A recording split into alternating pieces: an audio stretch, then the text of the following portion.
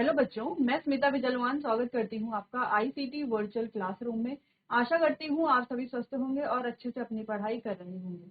बच्चों, आज हम पढ़ने जा रहे हैं क्लास 12th की केमिस्ट्री। क्लास 12th केमिस्ट्री में हमारा चैप्टर हम स्टार्ट करने जा रहे हैं D and F block elements. अब अपने लास्ट लेक्चर में हमने केमिकल काइनेटिक्स चैप्टर पढ़ लिया था, पूरा कंप्लीट कर लिया था। तो केमिकल काइनेटिक्स में हमने काफी सारी चीजें पढ़ी थी, है ना। फर्स्ट ऑर्डर रिएक्शन यानी कि इंटीग्रेटेड रेट लॉ क्या है, कौन कौन से फैक्टर्स हैं जो रिएक्शन के रेट को अफेक्ट करते हैं, हाफ लाइफ क्या होती है, कैसे कैलकुलेट की जाती है, कोलिजन थ्योरी क्या है, मैक्सवेल डिस्ट्रीब्यूशन कर्व क्या है, कैटलिस्ट का क्या इफेक्ट होता है किसी भी रिएक्शन के रेट पर। ये सारे टॉपिक और भी बहुत सारे एडिशनल टॉपिक हमने उस चैप्टर में कंप्लीट कर लिए। ठीक है, साथ साथ हमने उसके कई सारे न्यूमेरिकल क्वेश्चन आंसर्स भी सॉल्व किए थे। ठीक, तो अब आगे बढ़ते हैं हमारे नए चैप्टर जो कि है D and F block element. चलिए, तो स्टार्ट करते हैं। स्टार्ट करने से पहले थोड़ा बेसिक इंट्रोडक्शन देख लेते हैं। तो बच्चों, ये जो एलिमेंट्स है डी ब्लॉक एलिमेंट्स, इन्हें ट्रांजिशन एलिमेंट भी कहा जाता है। डी ब्लॉक की बात करें, एफ ब्लॉक की नहीं। तो डी ब्लॉक अलग है और एफ ब्लॉक अलग है। अगर हम पीरियोडिक टेबल की बात करते हैं तो इस तरीके से, जब पीरियोडिक टेबल देखो तो आपने क्या देखा है, पीरियोडिक टेबल में एक एस ब्लॉक होता है, ठीक है, डी ब्लॉक, पी ब्लॉक और एफ ब्लॉक। तो यहाँ पर हम वो पीरियोडिक टेबल से निकाल करके वो जो डी ब्लॉक और एफ ब्लॉक है उसी के बारे में बात करेंगे। एस ब्लॉक के बारे में बात नहीं करेंगे, पी ब्लॉक के बारे में बात नहीं करेंगे। दूसरी चीज, ये जो एलिमेंट है, ठीक है, ये जो डी ब्लॉक के ये जो एलिमेंट्स हैं, इनको ट्रांजिशन एलिमेंट भी कहा जाता है। क्यों कहा जाता है, ये हम आगे डिस्कस करेंगे। देखो, ट्रांजिशन एलिमेंट इसलिए कहा जाता है क्योंकि ये एस और पी के बीच में है ना। इनकी प्रॉपर्टी, ये किसके बीच में, देखो एस वाले जो एलिमेंट्स है वो हाईली रिएक्टिव होते हैं, पी वाले नॉन मेटल्स होते हैं। तो हाईली रिएक्टिव और लेस रिएक्टिव के बीच में ये जो मेटल्स हैं, इसीलिए इन्हें क्या कहा जाता है, ट्रांजिशन मेटल्स कहा जाता है, डी ब्लॉक। इस चैप्टर में बच्चों हम डी ब्लॉक एलिमेंट्स की केमिकल प्रॉपर्टीज, उनका इलेक्ट्रॉनिक कॉन्फ़िगरेशन, ठीक है, फिजिकल प्रॉपर्टीज, बहुत सारी चीजें डिस्कस करने वाले हैं। कुछ केमिकल रिएक्शंस भी हम देखेंगे, कुछ इंपॉर्टेंट मेटल्स को भी हम देखेंगे। इसके अलावा सेम यही हम एफ ब्लॉक के लिए भी पढ़ेंगे। एफ ब्लॉक के एलिमेंट को भी डिटेल में डिस्कस करेंगे, उनका electronic configuration, physical properties, chemical properties, chemical reaction, इनके बारे में बात करेंगे इस पूरे चैप्टर। अब दूसरी चीज ये है कि ये चैप्टर बहुत ज्यादा इंपॉर्टेंट है।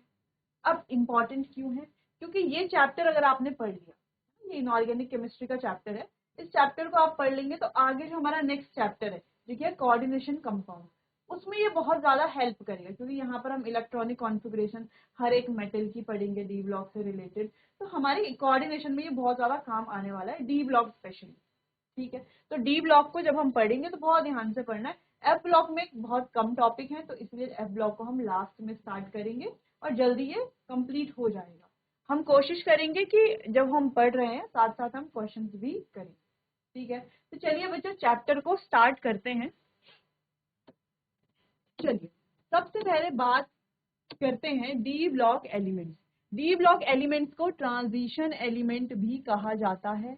क्यों कहा जाता है, क्योंकि ये ज्यादा रिएक्टिव एलिमेंट्स जो कि है हमारे, ज्यादा रिएक्टिव एलिमेंट्स जो कि हमारे एस ब्लॉक के एलिमेंट है और पी ब्लॉक के एलिमेंट में के बीच में ये आते हैं, इसीलिए यानी कि ट्रांजिट करते हैं, इसीलिए इन्हें ट्रांजिशन मेटल कहा जाता है, ट्रांजिशन एलिमेंट कहा जाता है। चलिए, because the last electron enters in, और इसीलिए भी क्योंकि इनका जो लास्ट इलेक्ट्रॉन है वो n-1d सबशेल में एंटर होता है। ठीक है, n-1d सबशेल में एंटर होता है, इसीलिए भी ट्रांजिशन एलिमेंट हैं। बाकी अगर आपसे कहा जाए डी ब्लॉक एलिमेंट का लास्ट इलेक्ट्रॉन कहाँ एंटर होता है, तो n-1d सबशेल में। अगर हम इलेक्ट्रॉनिक कॉन्फ़िगरेशन की बात करें तो ये जो इलेक्ट्रॉनिक कॉन्फ़िगरेशन है वो हमने क्लास 11th में पीरियोडिक क्लासिफिकेशन चैप्टर जो हमने पढ़ा था, पीरियोडिक टेबल वाला चैप्टर, तो उसमें पूरे अच्छे से ये जो इलेक्ट्रॉनिक कॉन्फ़िगरेशंस है उनको हमने अच्छे से पढ़ा था। तो देखा जाए तो एक तरह से कुछ कुछ टॉपिक हम वहां से भी उठा लेंगे, है ना, वहां से आपका एक अच्छा रिविजन भी हो जाएगा। चलो, तो जनरल कॉन्फ़िगरेशन की बात करें तो जनरल कॉन्फ़िगरेशन n-1d, 1 से लेकर के 10 इलेक्ट्रॉन आते हैं n-1d में, और ns में 0 से लेकर के 2 इलेक्ट्रॉन। ठीक है, अब डी में 1 से लेकर 10 इलेक्ट्रॉन क्यों आते हैं, क्योंकि देखो यहाँ पर कितने आपको दिख रहे हैं बॉक्स, 5 दिख रहे हैं, है ना। तो ये डी के लिए हम लेते तो कितने इलेक्ट्रॉन आएंगे इसमें, देखो 1 2 3 4 और 5। अगर 5 इलेक्ट्रॉन आ रहे हैं यानी कि ये कैसा है, अभी हाफ फिल्ड है, ठीक है। अगर 2 या 3 इलेक्ट्रॉन है तो पार्शियली फिल्ड। अभी कैसा है, ये हाफ फिल्ड। अब इसमें और इलेक्ट्रॉन फिल करेंगे 5 6 7 8 9 और 10। टोटल कितने इलेक्ट्रॉन आ सकते हैं इसमें, 10। इसीलिए डी 1 से लेकर 10 और एन एस में तो केवल कितने आते हैं, अगर हम एस की बात करें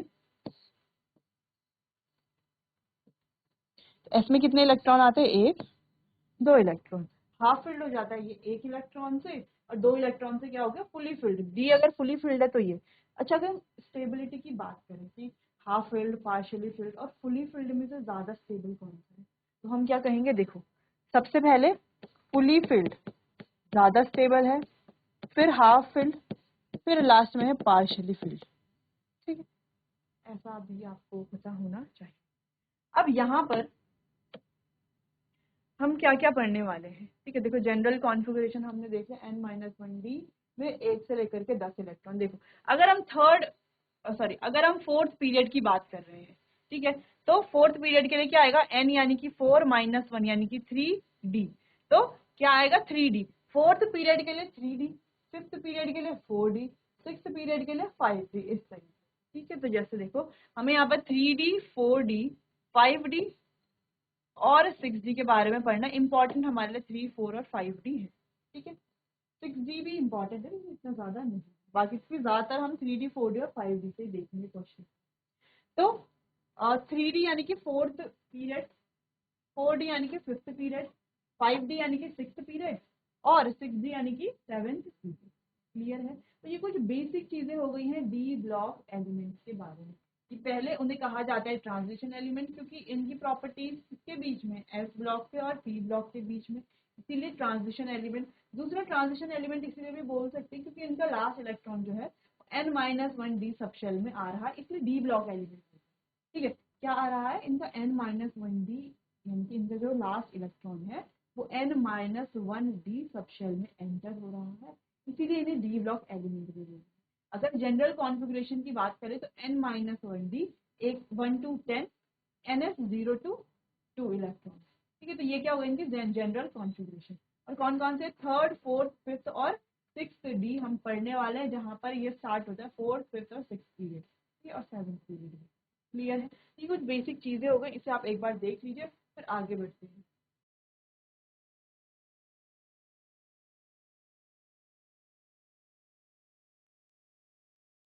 ठीक है, चलिए क्लियर है यहाँ तक। अब आगे बढ़ते हैं, डी ब्लॉक एलिमेंट्स के बारे में कुछ और पॉइंट्स को डिस्कस करते हैं, ठीक है। तो डी ब्लॉक एलिमेंट्स, अच्छा एक पॉइंट आप ये लिख सकते हो कि डी ब्लॉक एलिमेंट्स को ट्रांजिशन एलिमेंट क्यों कहा जाता है।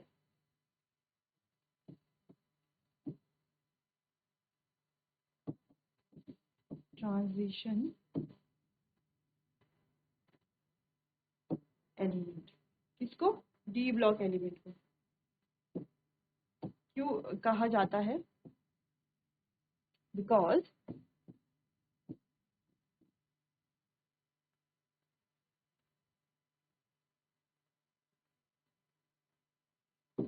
their chemical properties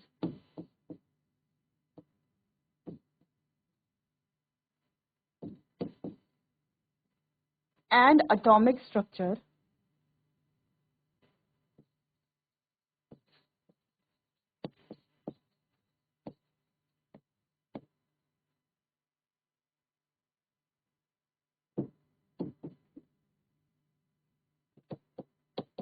transition between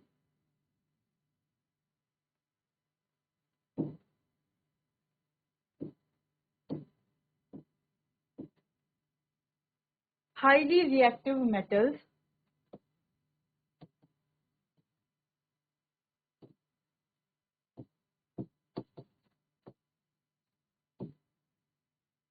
कौन से, S block,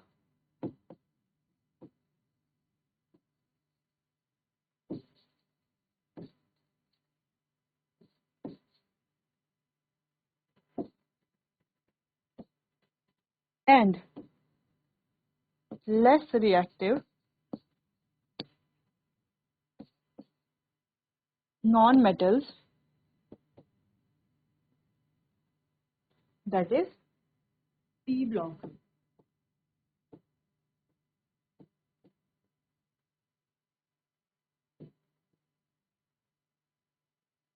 P block elements, इसीलिए डी ब्लॉक को क्या कहा जाता है, ट्रांजिशन एलिमेंट भी कहा जाता है, ट्रांजिशन मेटल्स भी कहा जाते हैं, ठीक है, कहा जाता है। चलिए, तो डी ब्लॉक एलिमेंट्स के बारे में कुछ और चीजें डिस्कस कर लेते हैं। ग्रुप 3 से लेकर के 12 तक, जैसे यहाँ पर देखो 3 से लेकर के पूरा 12 तक, 3 4 5 6 7 8 9 10 11 और 12, ये वाला है ना जो येलो से हाईलाइट किया गया है। तो 3 से लेकर के 12 तक क्या है, सारे डी ब्लॉक एलिमेंट। कौन से ग्रुप में, 3 से लेकर के 12 ग्रुप में सारे क्या है, ट्रांजिशन एलिमेंट। या हम इस ट्रांजिशन एलिमेंट में डी ब्लॉक एलिमेंट से बात करते हैं, ठीक है, D block element. D orbitals are progressively filled, ये कैसे किए जाते हैं, ये प्रोग्रेसिवली फिल्ड किए जाते हैं। These are placed in 4 long period, तो इन्हें 4 लॉन्ग पीरियड में प्लेस किया जाता है। जैसे हमने बात की थी फोर्थ पीरियड जिसमें क्या होता है हमारे 3D एलिमेंट्स, फिफ्थ पीरियड जिसमें 4D एलिमेंट्स, इस तरीके से फोर्थ फिफ्थ सिक्स सेवेंथ यानी कि 3D 4D 5D और 6D generally also called as transition element. तो ट्रांजिशन एलिमेंट भी बोलते हैं, क्यों बोलते हैं इसका आंसर हमने यहाँ पर दे दिया, क्योंकि ये chemical property atomic structure transition between जो हमारे हाईली रिएक्टिव मेटल्स हैं जो कि एस ब्लॉक है और लेस रिएक्टिव जो कि पी ब्लॉक, ठीक है। चलिए, there are mainly 4 series in the transition metal,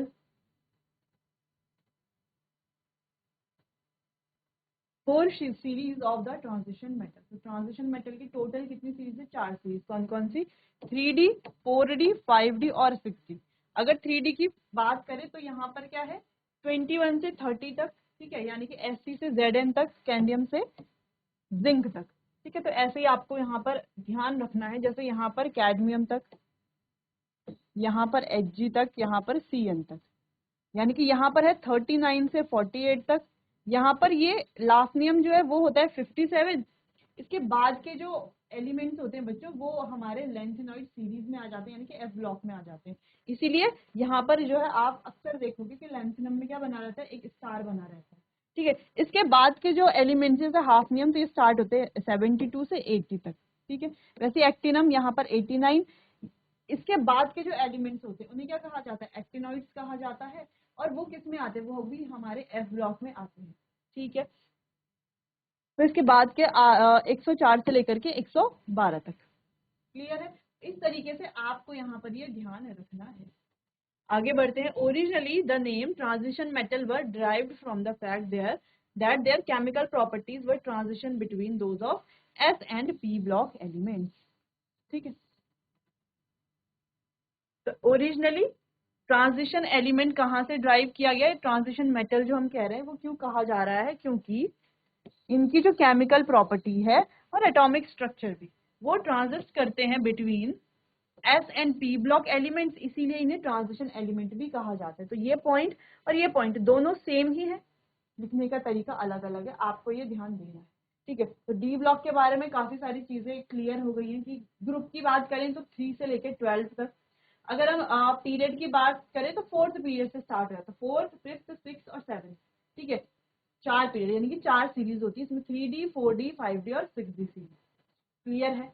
तो 3D सीरीज में जो पहली जो यानी कि 3D सीरीज है वो स्टार्ट होती है 21 स्कैंडियम से Zn तक, जिंक तक, यानी कि 21 to 30। वैसे ही हमारी 4D सीरीज में होती है 39 to 48। लेकिन 5D और 6D सीरीज में थोड़ा सा एक्सेप्शन है, एक्सेप्शन यानी कि एक्सेप्शन भी बोल सकते हैं हम, यानी कि या ऐसा भी कह सकते हैं थोड़ा सा चेंज है, ठीक है। बाकी इसमें भी उतने ही मेटल्स हैं, क्लियर है। चलिए, तो ये कुछ इंपॉर्टेंट पॉइंट्स है, इनको आप नोट कर लीजिए। स्पेशली ये वाला पॉइंट आपको नोट करना है कि ट्रांजिशन मेटल्स इन्हें बोलते क्यों, क्योंकि इनकी जो प्रॉपर्टीज है वो ट्रांजिशन कर रही है किसके बीच में, एस और पी ब्लॉक के बीच में, इसीलिए ट्रांजिशन मेटल कहा जा रहा है। क्लियर, नोट कर लीजिए इतना।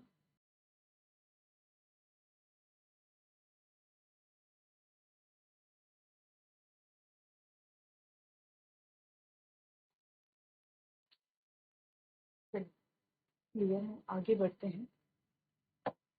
नेक्स्ट, ट्रांजिशन एलिमेंट्स और transition metal. According to IUPAC, transition metal are defined as metal which have incomplete. तो अगर हम IUPAC की बात करें तो उन्होंने क्या डेफिनेशन दी है, metals which have incomplete D subshell either in neutral atom और इन देयर आयंस, यानी कि जिनके पास क्या है, इनकम्प्लीट डी सबशेल है। क्या है, इनकम्प्लीट डी सबशेल। ये बहुत इंपॉर्टेंट पॉइंट है क्योंकि आगे ये काम आने वाला है, तो जो हम कॉन्फ़िगरेशन पढ़ेंगे। which have incomplete subshell, d subshell either in neutral atom or in their ion, neutral atom हो या उनके ions हो, तो क्या हो, उनके पास क्या है, incomplete d subshell है। ठीक है, उनको कहा जा रहा है ट्रांजिशन मेटल। चलो, तो zinc, cadmium and mercury of group 12 have full D10 configuration in their ground state as well as in their common oxidation state, hence are not regarded as transition metal। तो बहुत important कि zinc, cadmium और mercury जो group 12 में है, देखो ध्यान से देखें, जिंक, कैडमियम और मर्क्यूरी तीनों क्या है, एक ही ग्रुप में है, दिख रहे हैं, एक ही ग्रुप में है ना।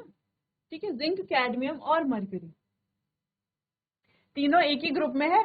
और अगर हम देखें तो इनका क्या फुल यानी कि D10 कॉन्फ़िगरेशन है। इनकम्प्लीट डी का मतलब है कि डी में, जैसे हमने यहाँ पर देखा, यहाँ पर देखो डी में 10 के 10 भरे में, तो ये क्या होगा, फुल फिल्ड। ठीक है, अगर कम होंगे तो क्या हो जाएंगे, अगर आधे होंगे तो हाफ फिल्ड। ठीक है, और कम होंगे या कैसे होंगे तो वो हो जाएंगे पार्शियली फिल्ड। तो यहाँ पर इनकम्प्लीट होनी चाहिए, यानी कि फुल फिल्ड नहीं होने चाहिए, हाफ फिल्ड हो सकते हैं, पार्शियली फिल्ड हो सकते हैं। ठीक है, तो ये कैसे है, फुल फिल्ड है, D10 कॉन्फ़िगरेशन है उनकी ग्राउंड स्टेट में, और यहां तक कि ग्राउंड स्टेट के साथ साथ इनके जो कॉमन ऑक्सीडेशन स्टेट है उसमें भी, इसीलिए इन्हें क्या नहीं कहा जाता, ट्रांजिशन मेटल नहीं कहा जाता।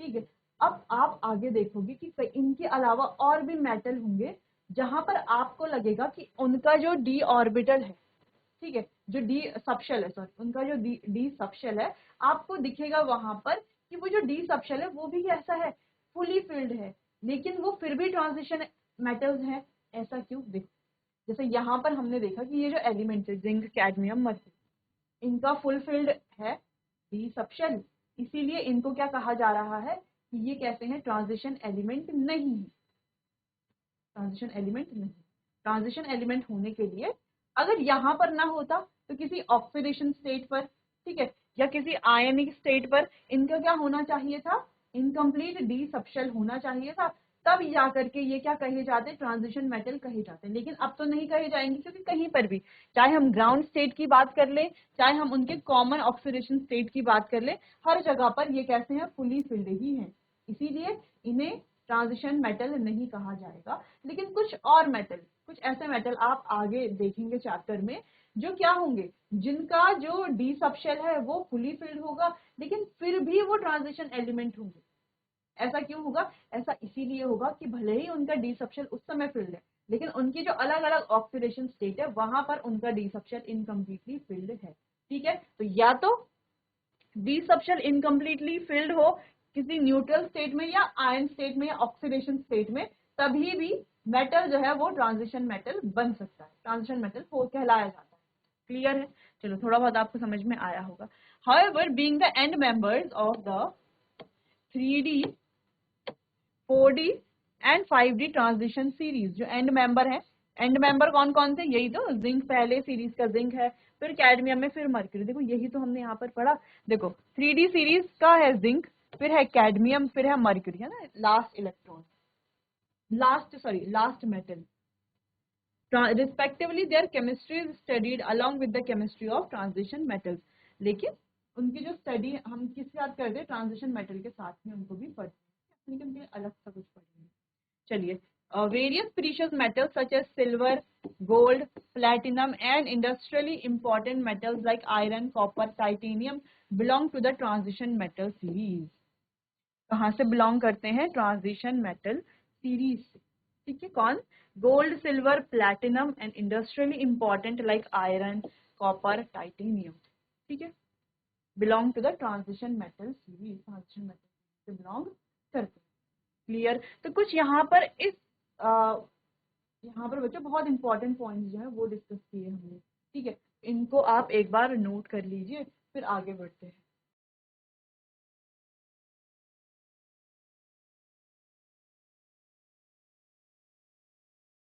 चलिए क्लियर है। अच्छा एक और पॉइंट यहाँ पर है,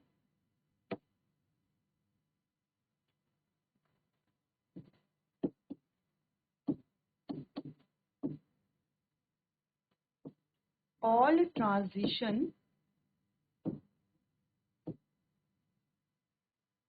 elements are D block element, but all D block elements are not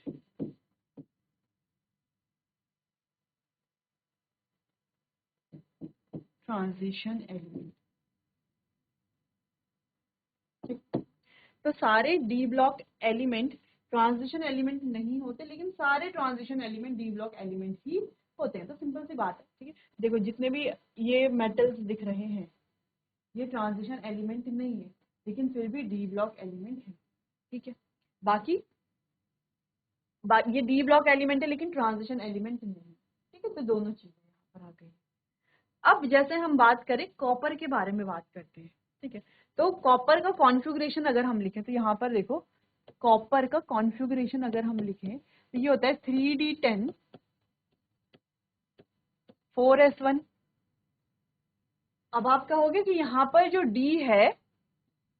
D है वो कैसा है, वो कैसा है बच्चों, वो कैसा दिख रहा है, वो दिख रहा है फुली फिल्ड। 10 इलेक्ट्रॉन है उसमें, 10 का मतलब फुली फिल्ड, ठीक है। तो इसका मतलब इसको भी ट्रांजिशन एलिमेंट नहीं होना चाहिए क्योंकि ये भी तो फुली फिल्ड है। लेकिन अगर हम कॉपर को +2 ऑक्सीडेशन स्टेट में देखते हैं तो ये हो जाएगा 3d9, ठीक है। तब ये क्या हो जाएगा, हाफ फिल्ड हो जाएगा ना। एक तो एस से चला जाएगा एक, और एक जाएगा यहाँ डी से, एक इलेक्ट्रॉन +2 ऑक्सीडेशन स्टेट।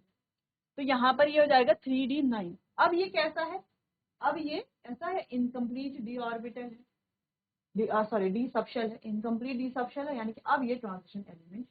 तो अगर ये ऑक्सीडेशन स्टेट में भी है, ऑक्सीडेशन स्टेट में हो रहा है ना ये इनकम्प्लीट डी सबशेल इसका, फिर भी इसे क्या कहा जाएगा, ट्रांजिशन एलिमेंट कहा जाएगा। इसीलिए यहाँ पर सिंपल सा लिखा हुआ है कि अगर कोई अपने न्यूट्रल उसमें नहीं भी है ना, न्यूट्रल एटम अगर नहीं भी है, उनके आयंस भी हैं या उनके कॉमन ऑक्सीडेशन स्टेट में भी है, तो भी क्या माना जाएगा, वो ट्रांजिशन एलिमेंट ही, ठीक है।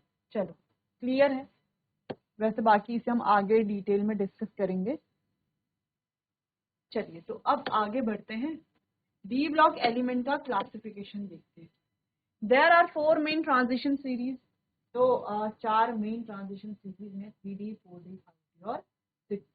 अब आपको क्या करना है, सबसे पहले आपके लिए होमवर्क ये है कि आपको 3D 4D और 5D तीनों सीरीज याद करनी। 6D सीरीज इतना ज्यादा इंपॉर्टेंट नहीं है, लेकिन अगर आप याद करना चाहें तो याद कर सकते हैं, ठीक है।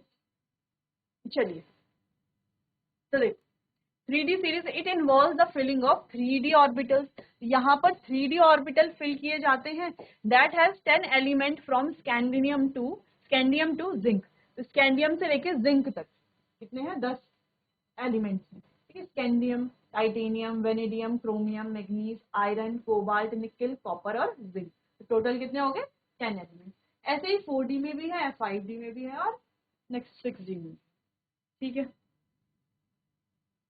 तो 4D में, अच्छा यहाँ पर अगर हम सॉरी 3D में अगर हम बात करें तो यहाँ पर 3D ऑर्बिटल की फिलिंग होगी पहले। तो यहाँ पर आएगा 3D1, ठीक है, 4s, इस तरीके से फिलिंग होगी यहाँ पर।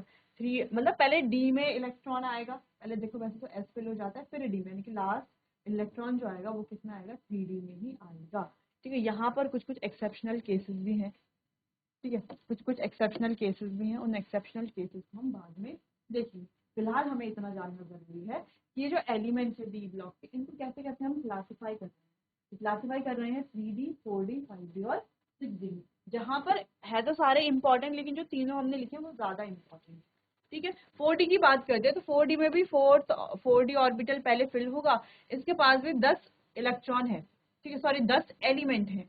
इससे येट्रियम से लेकर के कैडमियम तक, यानी कि 39 to 48। क्लियर। चलो 5d सीरीज की बात करें तो यहाँ पर फिलिंग होगी 5d ऑर्बिटल्स की। यहाँ पर भी 10 एलिमेंट्स है लेंथेनम से। लेंथेनम पे आता है एक स्टार जो कि हमें दिख रहा है। क्यों आ रहा है? क्योंकि इसके बाद के सारे 58 से 71 तक क्या है, सारे एक्टेनॉइड सीरीज वाले हैं, एक्टेनॉइड है सारे। ठीक है। फिर ये आता है हाफनियम से लेकर के Hg यानी कि मर्क्यूरी तक। कितना? 72 to 80। तो वैसे ही देखो, वैसे ही 6d सीरीज में भी होता है। 6d सीरीज में एक्टिनम आ जाता है पहले। ठीक है। एक्टिनम के बाद क्या शुरू हो जाती है? Actinoid series. तो यहाँ पर आ जाता है एक स्टार। तो यहाँ से शुरू होता है रदरफोर्डियम से। लास्ट एलिमेंट क्या आता है? Cn यानी कि कॉपरनीशियम। ठीक है, क्लियर है? कॉपरनीशियम तक आ जाता है लास्ट एलिमेंट। तो आपको ये जो तीनों है, कैडमियम टाइटेनियम वाली सीरीज यानी कि 3d 4d और 5d अच्छे से याद कर लेनी है। ठीक है, तो आप इसे एक बार देख लीजिए। अच्छा, याद करने के लिए आप जो है जो वैसे फ्रेजेस हम बनाते हैं ना याद करने के लिए, जैसे वैसे आप याद कर लो, cadmium titanium vanadium chromium manganese iron cobalt nickel copper zinc, या तो ऐसे याद कर लो या कुछ फ्रेजेस बना लो। जैसे देखो, जैसे ये वाला आपको याद करना है, मान लो जैसे ये तो आप याद कर ही लोगे। ठीक है, मान लो येट्रियम से कैडमियम तक आपको याद करना है, तो आप क्या कर लोगे, इसके छोटे छोटे फ्रेज या मेमोनिक्स होते हैं ना, वो बना लोगे याद करने के लिए। जैसे यारी जरा निभा मौत तक, रुकावट राह में पड़े आगे कूद जा। ठीक है, तो इस तरीके से आप याद कर सकते हैं इन एलिमेंट्स को। आपका होमवर्क है, आप सारे एलिमेंट्स को लर्न करके आएंगे, 3D 4D और 5D। देखो स्पेशली क्यों कहा जा रहा है आपको याद करने के लिए, क्योंकि हम 3D एलिमेंट्स के बारे में बात कर रहे हैं। ये एलिमेंट्स जो है बार बार रिपीट होंगे, है ना। कभी हमें इनका कॉन्फ़िगरेशन लिखना होगा, कभी हमें इनका एटॉमिक नंबर पता होना चाहिए। तो इस तरीके से बार बार ये आते रहेंगे। क्लियर है? और इसीलिए भी आएंगे क्योंकि यहाँ पर कई सारे एक्सेप्शनल केसेस भी होते हैं, जहां पर जो इलेक्ट्रॉनिक कॉन्फ़िगरेशन है वो एक्सेप्शनल होती है। ठीक है, अलग अलग होती है। तो इसीलिए भी ये याद करने बहुत ज्यादा जरूरी है। अगर आज जब तक इसे याद नहीं करेंगे तब तक हम आगे चैप्टर को कंटिन्यू नहीं कर सकते। ठीक, चलिए तो फिलहाल आप इसे नोट कर लीजिए, फिर आगे बढ़ते हैं।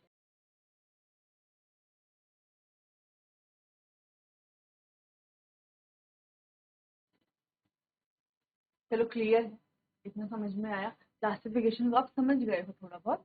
अब कुछ और चीजों के बारे में बात करते हैं, थोड़ा सा इलेक्ट्रॉनिक कॉन्फ़िगरेशन को डिस्कस कर लेते हैं। वैसे डिटेल में इलेक्ट्रॉनिक कॉन्फ़िगरेशन हम अपने आने वाले अगले सेशन में करेंगे। ठीक है, चलो।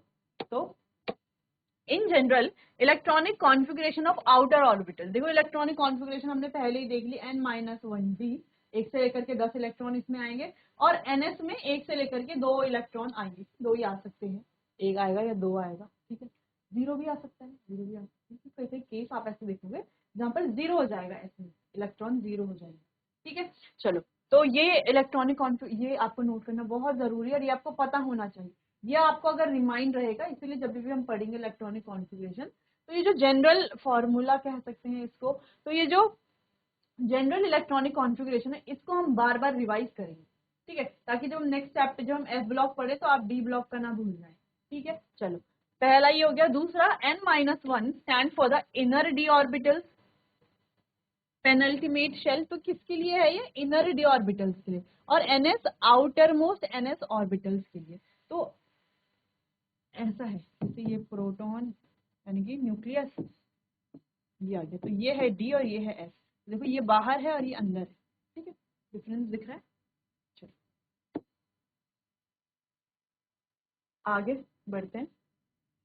However, there are several exceptions because of very little energy difference between। ये बहुत इंपॉर्टेंट पॉइंट है। ठीक?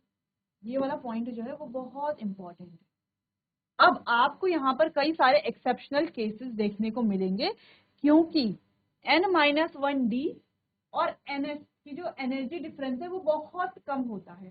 क्या होता है? इनके एनर्जी डिफरेंस बहुत ज्यादा कम होते हैं। इस वजह से यहाँ पर कई एक्सेप्शनल केसेस आपको देखने को मिलेंगे। ये इंपॉर्टेंट पॉइंट था। अच्छा, ऐसा क्यों कहा जा रहा है? क्योंकि इसको हम एक प्रॉपर्टी में पढ़ेंगे आगे। ठीक है, वहां पर हम डिटेल में डिस्कस करेंगे तो आपको अच्छे से समझ में आएगा। फिलहाल आपको इतना जान लेना है कि इनके बीच का जो एनर्जी डिफरेंस है वो बहुत ज्यादा कम होता है। अगला, furthermore half and completely filled sets of orbit are relatively more stable. तो जो हमें पता ही है कि हाफ फिल्ड और जो कंप्लीटली फिल्ड होंगे, हाफ फिल्ड और कंप्लीटली फिल्ड कौन से, जैसे देखो यहाँ पर, ठीक है, ये कुछ बेसिक बेसिक चीजें हैं जो आपको पता होनी चाहिए। तो 1 2 3 4 5, तो ये आ गया हाफ फिल्ड,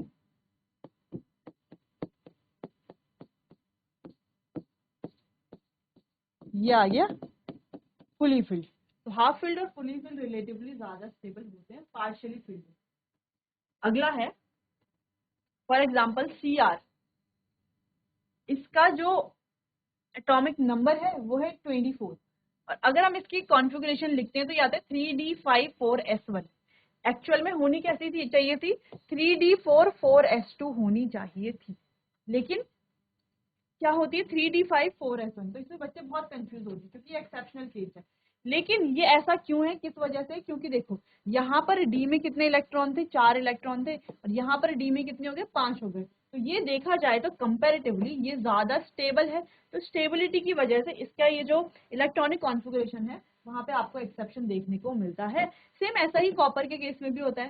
देखो क्रोमियम के केस में भी और कॉपर के केस में भी। कॉपर के केस में देखो इलेक्ट्रॉनिक कॉन्फ़िगरेशन, एटॉमिक नंबर है 29। अगर कॉन्फ़िगरेशन देखें तो आनी चाहिए थी 3d9 4s2, लेकिन क्या होता है यहाँ से एक s से इलेक्ट्रॉन यहाँ पर चला जाता है और 3d में हो जाते हैं 10 इलेक्ट्रॉन, जो क्या है फुली फिल्ड है और ज्यादा स्टेबल है। तो हाफ फिल्ड और फुली फिल्ड ज्यादा स्टेबल होते हैं, इसीलिए आपको कई सारे एक्सेप्शनल केसेस भी यहाँ पर देखने को मिले। देख लीजिए इसे एक बार। तो चलिए बच्चों, आज के लिए बस इतना ही, मिलते हैं अपने आने वाले अगले सेशन में। तब तक के लिए आपका बहुत बहुत धन्यवाद।